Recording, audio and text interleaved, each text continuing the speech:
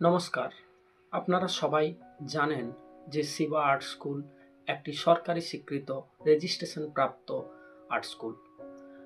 তাই সে কারণে প্রতি বছর কলকাতা বোর্ডের একটি বার্ষিক ডিপ্লোমা কোর্সের পরীক্ষার জন্য বাচ্চারা এখানে অংশগ্রহণ করে।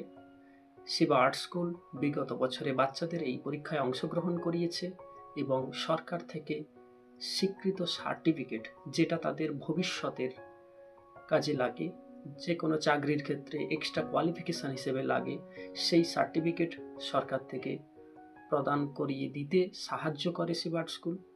তাই প্রতি বছরের মতো এবছরও পরীক্ষার ব্যবস্থা করা হয়েছে।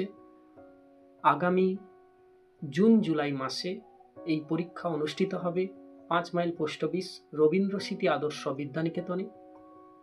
আপনারা সবাই এই পরীক্ষার জন্য মার্চ মাসের 25 তারিখের মধ্যে, অর্থাৎ এই মাসেরই 25 তারিখের মধ্যে সকলে বাচ্চাদের ফর্ম ফিল আপগুলো করিয়ে নেবেন।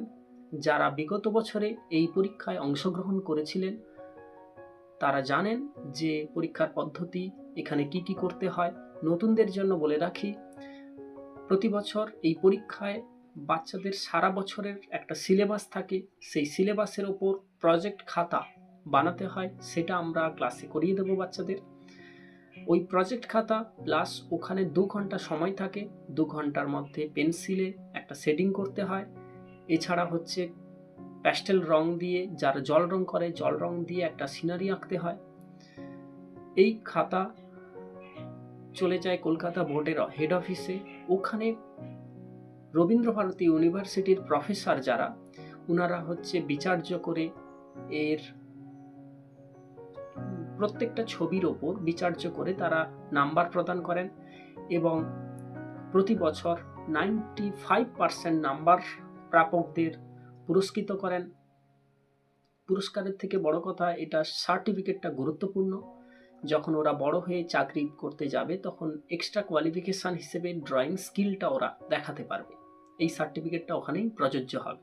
অবশ্যই এটা 5 বছর করতে হয়। আমাদের কোর্স সিস্টেমগুলো ওখানে লেখা রয়েছে, সমস্ত কিছু ডিটেলস। এছাড়া হচ্ছে ফর্ম ফিল আপ হচ্ছে ক্লাসে, আপনারা আসুন, সময়ের মধ্যে ফর্ম ফিল আপটা করান।